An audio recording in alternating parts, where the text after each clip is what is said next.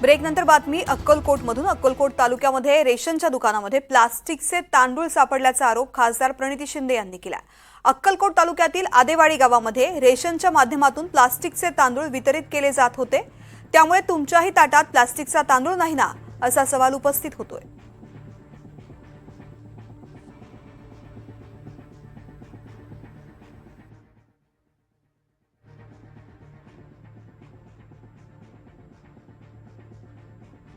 Ration दुकानात धान्य मिळत नाहीये।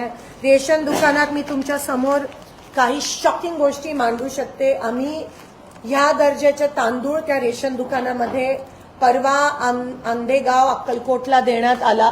प्लास्टिक आहे, मी तो स्वतः जाऊन बघितला आणि तो शिजवल्यावर असा दिसतो। मी तुम्हाला सॅम्पलसाठी ते तुम्हाला सर्क्युलेट करते।